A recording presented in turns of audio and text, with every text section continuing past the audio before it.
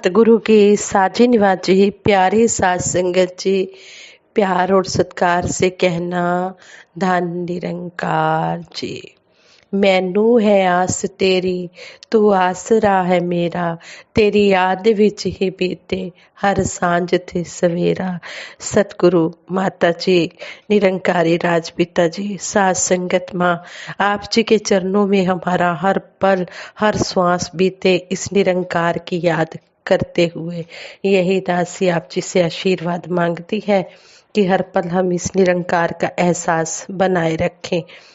साध संगत जी, कहते हैं यदि हम सब एक सफल जीवन चाहते हैं तो उसके लिए विश्वास और प्रेम का रिश्ता विकसित कर अपने आप को बदलना होगा। अपने अंदर पॉजिटिव थॉट्स रखने होंगे, क्योंकि दूसरों को बदलना बहुत मुश्किल है। मुश्किल ही नहीं बल्कि बहुत असंभव होता है, कारण कि प्रत्येक आदमी अपने आप में अलग है और वह अलग तरह के वातावरण और संस्कारों से प्रभावित होता है। इसे एक कहानी की मदद से बेहतर ढंग से समझा जा सकता है। एक अमीर आदमी की आंखों में दर्द होने लगा। उसने एक फेमस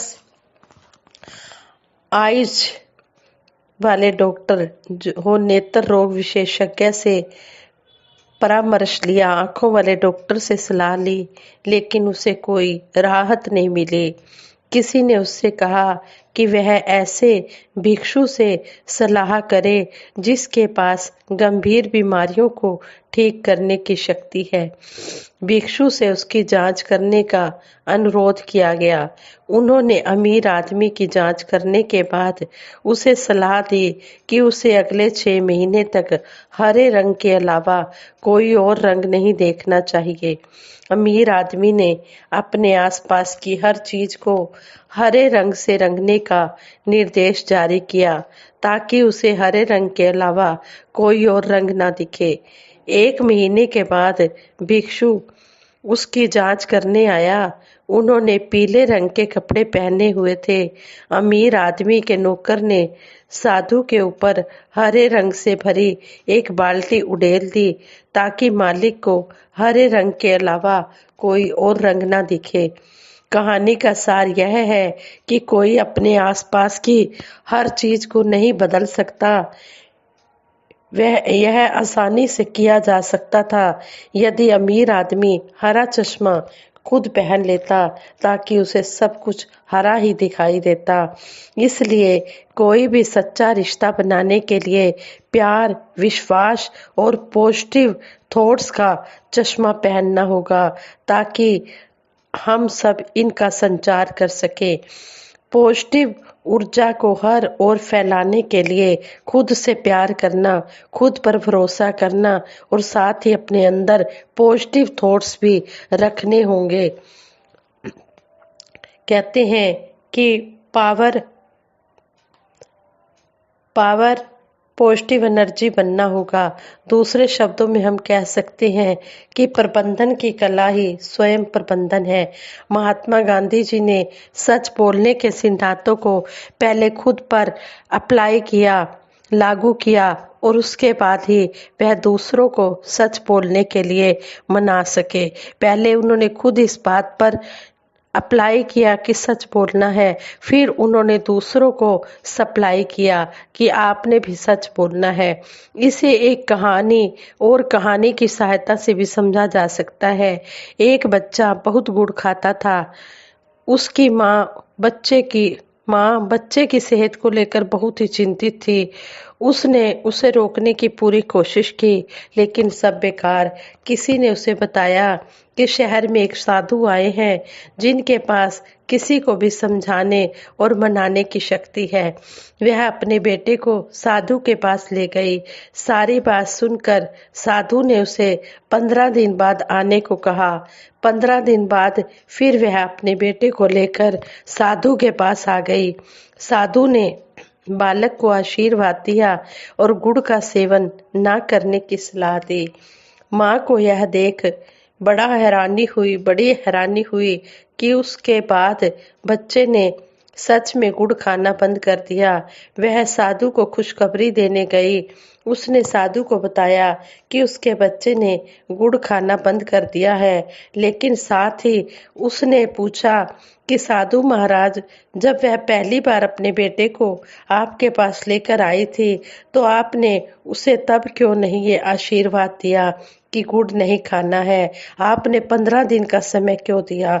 साधु ने बताया कि उस समय वह स्वयं गुड़ खाने के बहुत शौकीन थे।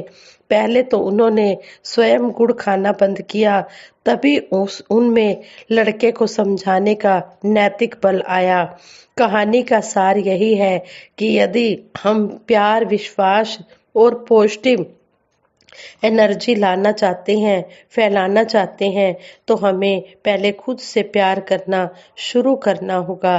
पहले हमें खुद दूसरों को प्यार देना होगा। जो बात हम दूसरों से चाहते हैं, पहले हमें वो खुद करके दिखानी होगी।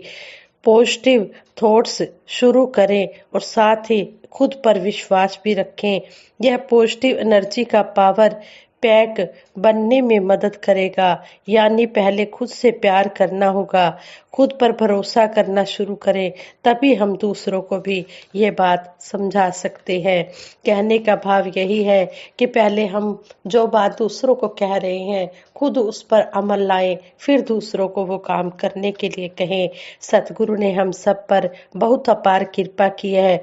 हमें भक्तों की कैटेगरी में रख दिया है और सतगुरु ने हमें माया के अंधे कुएं से बांह पकड़कर बाहर निकाला है। बहुत ऊंची रहमत बख्शी है। सतगुरु का एहसान हम जिंदगी भर नहीं भुला सकते। हमें ज्ञानी भक्तों की उच्च पदवी से नवाजा है। इस मानव देह में आने का परम उद्देश्य ही है निरंकार प्रभु का ज्ञान।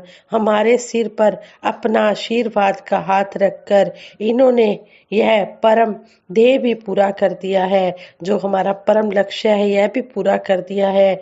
निराकार ब्रह्म का ज्ञान प्राप्त करने के बाद जीवन को ज्ञान के अनुसार बनाना गुरसिक का कर्म होता है। ब्रह्म ज्ञानी कहलाना जितना आसान है, उस पर जीवन ढालना उतना ही मुश्किल है। अपनी मनमत को छोड़कर गुरु की मति को धारण करना ही गुरसिक्खी है। अपने मन के विकारों पर विजय पाना बड़ा मुश्किल है, परंतु यदि यही मन सतगुरु को पूरी तरह से समर्पित हो जाए तो आसानी से मनमत से दूरी बन जाती है। गुरु शिष्य परंपरा में मर्यादा पालन का विशेष स्थान है। मर्यादा का आधार गुरुमत है और गुरु के वचनों पर तोड़ निभाना गुरु मर्यादा है। सतगुरु बाबा हरदेव सिंह जी महाराज अक्सर अपने विचारों द्वारा फरमाते, जिस प्रकार पटरी रेलगाड़ी के सफर में बाधक नहीं बल्कि मंजिल पाने में सहायक होती है, उसी प्रकार गुरुमत में मर्यादाएं गुरसिक के लिए बंधक नहीं बल्कि आवश्यक है। ज्ञान से पहले मन बेलगाम घोड़े की तरह होता है, जो अनियंत्रित अवस्था में कभी यहाँ कभी वहाँ अनेक उलझनों से भरा हुआ चारों दिशाओं में भटक रहा होता है, इस आशा के साथ कि मुझे यहाँ से सुख मिल जाएगा, यहाँ से मेरा जीवन आनंदमय बन जाएगा। परंतु ऐसा नहीं हो सकता। मन नश्वर माया में सुख ढूंढता है। इसकी हालत ऐसी हो जाती है कि गफलत में दोनों गए, माया मिली न राम। जब तक सतगुरु की मत को यह अपनाता नहीं, इसका कल्याण नहीं होता। गुरु की मत संसार में सबसे ऊंची, पावन व कल्याणकारी होती है। संपूर्ण अवतार बानी शब्द नंबर 67 में शहनशाह बाबा अवतार सिंह जी महाराज हमें इस शब्द द्वारा समझाते हैं, गुरु वर्गा कोई दाता नहीं है, मत दी जय मत नहीं, कहे अवतार गुरु दे बाजो, दरगाह रहंदी पत नहीं। गुरु के बिना कहते हैं कि किसी ने भी नहीं बचाना है। गुरु ने ही लोक सुखी परलोक सुहेला करना है। गुरु जैसा कोई दाता नहीं है और गुरु जैसी कोई मत देने वाला नहीं है। गुरसिक्के की भावना तभी इंसान के मन में आती है जब उसे कामिल मुर्शद मिल जाता है। जब तक इंसान इस सच्चाई से भटका होता है, उसके शब्द कुछ और होते हैं, कर्म कुछ और होते हैं, लेकिन जब उसका नाता इस दातार के साथ जुड़ जाता है, तब इंसान तो वही रहता है, परंतु उसके शब्द, बोलचाल, खान पान, उठना बैठना, कर्म सब कुछ ही बदल जाता है। संपूर्ण अवतार वाणी शब्द नंबर 29 में शहनशाह जी हमें समझा रहे हैं, राम राम पिया करदा सा मैं, राम मिलाया मुर्शद ने, खाना पीना उठना बहना सब सिखाया मुर्शद ने। कि हम राम राम कर रहे थे, लेकिन राम तो हमें सतगुरु की कृपा से मिला है, और सतगुरु ने ही हमें बताया है कि किस तरह हमने खाना है, पीना है, उठना है, बैठना है, चलना है, फिरना है, किस तरह हम संतों के साथ हमने बोलवाणी अपनी मीठी रखनी है। सारी बातें हमें सतगुरु ने समझाई है। गल अपनी दा पहरा देंदे जो भी बोलन चालन हो, ब्रह्म ज्ञान लेने के बाद जिनको ज्ञान की समझ आ जाती है, वो संत महात्मा जो भी बोलते हैं वो सोच समझ कर बोलते हैं। वास्तव में गुरु की आज्ञा का संपूर्ण रूप से पालन करना ही गुरु मर्यादा है। गुरु ईश्वरीय भेद समझाकर सेवा, सिमरन, सत्संग मजबूती के साथ अंतिम श्वासों तक करते जाना है, यही समझाते हैं गुरु।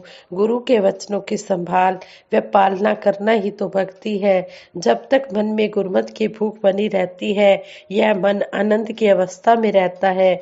जब इस मन में अहंकार की भावना आ जाती है, तो यह आनंद से दूर हो जाता है। हम अक्सर यह गीत भी सुनते हैं, गुरमत एक रास्ता है, गुरसिख राहिए, एनु ज्ञान दे पैर मिले, अहंकार मनाइए।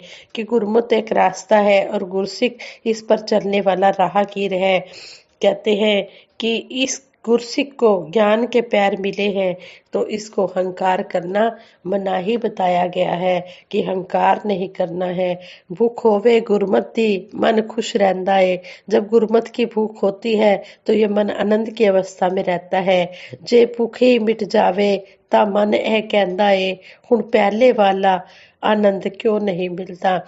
जब मनमत आ जाती है, तो फिर गुरमत में आनंद नहीं मिलता, और फिर मन कहता है कि आनंद क्यों नहीं मिलता, क्योंकि मन में अपनी मन की मति आ जाती है। फिर मनुष्य अपने मन के अनुसार चलता है। जब गुरु की मत से चलता है, तभी वो भक्ति को प्राप्त कर सकता है।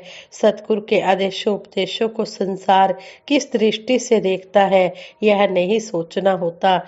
लोगों के लिए तो गुरु के वचन मात्र उपदेश भी हो सकते हैं, लेकिन भगत के लिए गुरु के वचन ईश्वरीय वचन होते हैं।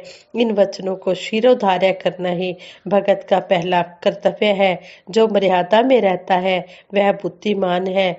मर्यादा और नम्रता का आपस में बहुत गहरा संबंध है। जो गुरमत अपनाकर गुरु के वचनों की पालना श्रद्धा व विश्वास के साथ करते हैं, वही जन जग में शोभा पाते हैं। आज हम अनेक बाहुबलियों के नाम सुनते हैं, रावण, बाली, दुर्योधन, शिशुपाल, हिरण्यकश्यप आदि न जाने कितने ही ऐसे लोग थे जिनके पास अथाह दौलत के साथ वैभव ऐश्वर्य सब कुछ था। अनेकों मनचाहे वरदान भी थे, लेकिन गुरमत नहीं थी, गुरु मर्यादा नहीं थी। ऐसे में उन्होंने अपनी मर्यादाएं लांघी। उन्हें कुल के विनाश के साथ साथ अपने प्राणों से भी हाथ धोना पड़ा। मुंह मांगे दिव्य वरदान भी उनकी रक्षा नहीं कर पाए। इसलिए मनुष्य चाहे कुछ भी बन जाए, उसका अधूरापन हमेशा रहता है। वह कभी भी पूर्ण नहीं बन सकता जब तक वह पूर्ण सतगुरु से नहीं मिलता। ब्रह्म ज्ञान प्रदान करते समय ही गुरु ने हमारे तन मन धन के सारे भरम भुलेखे खत्म कर दिए, जिन्हें अब तक हम अपनी धरोहर मानकर चल रहे थे। सतगुरु ने समझाया कि ये सब निरंकार द्वारा दिया गया अमूल्य उपहार है, अमानत के रूप में हमें मिले हैं। समय आने पर इन्हें ईश्वर को सौंपना ही होगा, इसलिए अमानत में बाधा नहीं डालना, यही पहला प्रण है। यह वचन हमने गुरु को दिया है। यह प्रण करते ही हमारे तन मन धन का अभिमान रूपी किला ढह गया। इसी किले में अहंकार रूपी राजा अपनी सेना काम, क्रोध, लोभ, मोह, अहंकार के साथ विराजमान था। यह जानकारी होते ही कि सब कुछ प्रभु का है, इनसे जुड़े अभिमान अपने आप ही खत्म होने लग गए। संतमति को अपनाने से सुंदर घर संसार बने, कहे हर देव रिश्तों में फिर प्यार बने, सत्कार बने। संतमति को अपनाने से ही यह सारा संसार सुंदर लगता है और फिर रिश्तों में प्यार बनता है, सत्कार बनता है। जहाँ से दासी ने विचार शुरू किए थे कि हमने प्यार अपने आप से शुरू करना है, विश्वास अपने आप से शुरू करना है। जब हम अपने आप का सुधार करेंगे तो सारा संसार हमें बदला हुआ नजर आएगा, सुधरा हुआ नजर आएगा। हमने अपनी तरफ देखना है, अपना सुधार करना है। साथ संगत जी, ये विचार करते बहुत सी गलतियां हुई होंगी, उन गलतियों के लिए आप जी क्षमा कर देना, आगे के लिए सुमत बख्शना। साथ संगत जी, प्रेम से कहना, धन निरंकार जी।